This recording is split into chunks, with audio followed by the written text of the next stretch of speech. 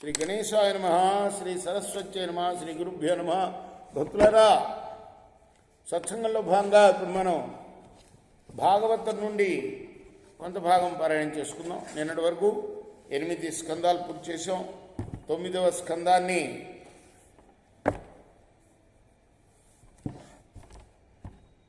అరవై 63 భాగాలుగా చెప్పుకున్నాం. ఈ రోజున 64వ భాగం చెప్పుకుందాం. చెప్పుకునే ముందు వ్యాసవారిని ప్రార్థన చేసుకున్నాం. వ్యాసాయ విష్ణు రూపాయ వ్యాస రూపాయ విష్ణవే నమో వై బ్రహ్మణ దేవాశిష్టాయ నమో నమ. ఆంజనేయ మహావీరం బ్రహ్మ విష్ణు శివాత్మకం తరుణార్క ప్రపంచాంతం ఆంజనేయం నమామ్యం. సదానింబ వృక్షస్య మూలాధివాసా సువాసనావిణిం తిక్తమప్యప్రియంతం తరుం కల్ప వృక్షాధికం సాధయంతం నమామీశ్వరం సద్గురుం సాయినాథం సమర్థద్గురు సాయినాథ్ మహారాజ్ కీ జై. పప్రచ్చ కామ సంతప్త ప్రహసన్ శ్లక్ష్ణయా గిరా తద్దర్శన ప్రముదిత సన్నివృత్త పరిశ్రమ. ఎక్కడ ఉన్నాం మనం?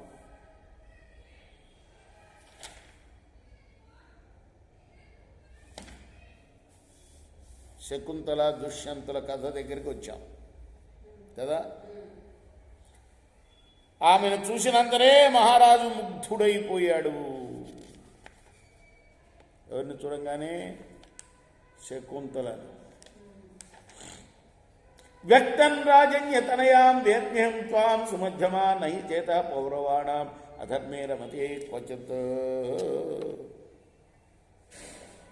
ఆయన యొక్క వేటకొచ్చాడు కదా, అలసటంతా తీరిపోయినట్లయింది. ఆమె చూడగానే మోహం వచ్చేసింది. అలసరపోయింది, మోహం వచ్చింది. చిరునవ్వును చిందిస్తూ, తరుణి చూడముచ్చటగా ఉన్నావు, నీవెవరు, నీ తల్లిదండ్రులు ఎవరు, ఈ నిర్జన ప్రదేశంలో నువ్వు ఏం చేస్తున్నావు, నీ అందచందాలను బట్టి నువ్వు ఒక రాజకన్యలాగా నాకు అనిపిస్తున్నది. నేను పురు మహారాజు వంశానికి చెందినవాడను. ఎందుకంటే ఆ వంశంలో ఎవరు కూడాను వాళ్ళ మనస్సులు కూడా అధర్మ మార్గంలో పోవు. అటువంటి వంశం మాది. ఇప్పుడు శకుంతల అన్నది.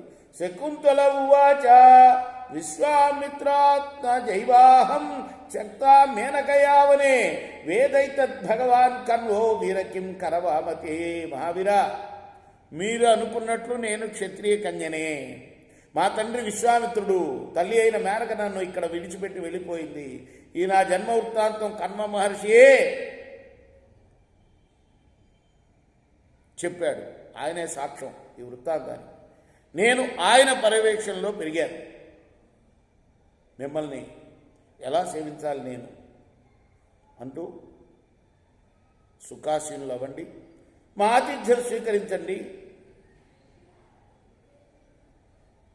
ఈ ఆశ్రమంలో వనంలో లభించే వస్తువులే ఉన్నాయి, మీకు ఇష్టమైతే ఆరగించండి. నచ్చితే ఇక్కడ కొంతసేపు మీరు విశ్రాంతి కూడా తీసుకోవచ్చు.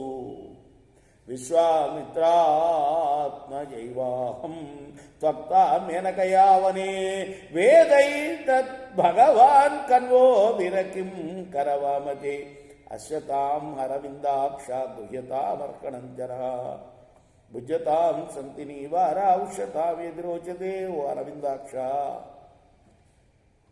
అంటూ సంబోధిస్తూ ఆయన రెచ్చగొడుతూ ఉన్నట్టుగా ఉన్నాయన్నమాట మాటలన్నీ కూడా.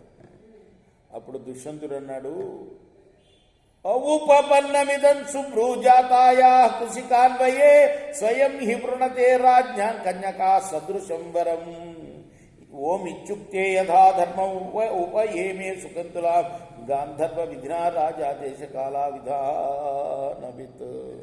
ఓ శుభాంగి, నువ్వు పలికిన స్వాగత సత్కారం వచనాలు ఏవైతే ఉన్నాయో నీ యొక్క వంశానికి తగినట్టుగానే ఉన్నాయి. రాజకన్యలు అన్ని విధాలా తమకు అనువైన వరుని స్వయంగా కోరుకుంటారు.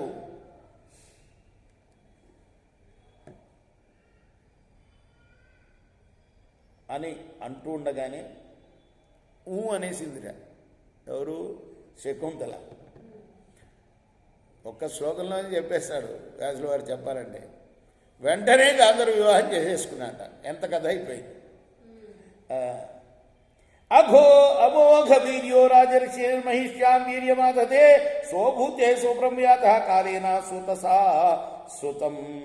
ఇంకా కూడా ఆ రాత్రి హాయిగా గడిపాడు శకుంతలతోటి. మొన్నటి ప్రాతకాలంలోనే తన పురానికి వెళ్ళిపోయాడు ఆయన. ఆమె గర్భవతి కూడా అయిపోయింది, ఒక బాలుడిని కూడా కనేసింది. ఎంత కథ ఎంతలో చెప్పేశాడు. ఒక సంవత్సరం కథ ఒక్క క్షణంలోనే, శ్లోకంలోనే. కన్వ కుమారస్య వరే చక్రే సంహిత క్రియా బుద్ధ్వా మృగేంద్రాముంతరస క్రీడతిర్స్మ సబాలక.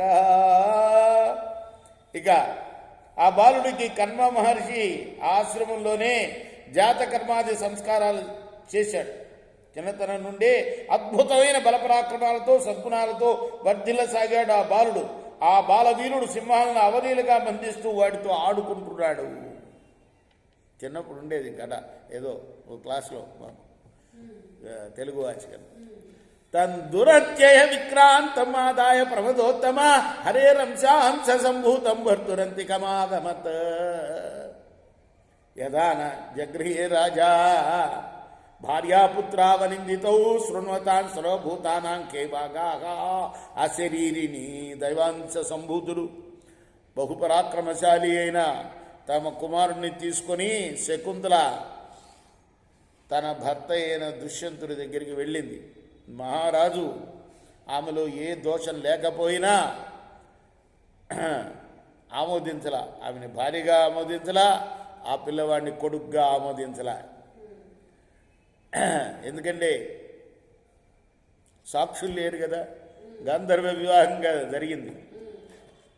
ఇందులో ఆకాశవాణి పలికింది, అందరూ ప్రాణులు కూడా వినేటట్టుగా పలికింది. ఏమని?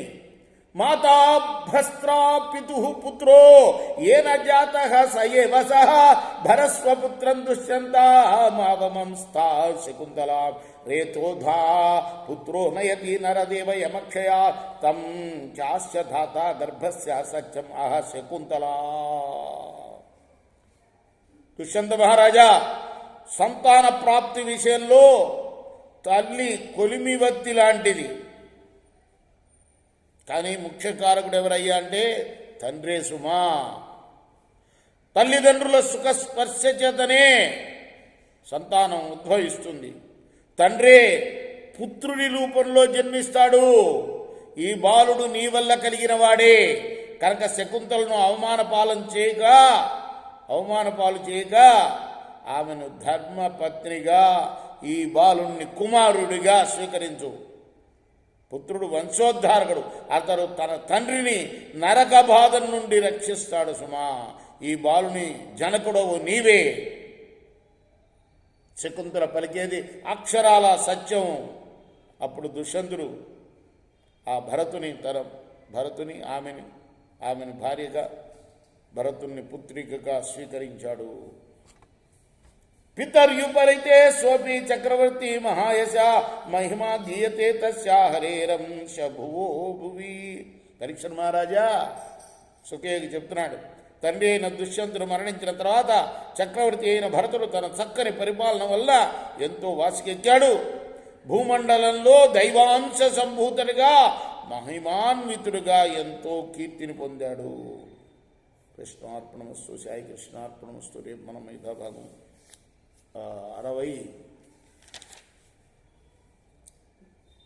65వ భాగంలో కొనసాగిద్దాం.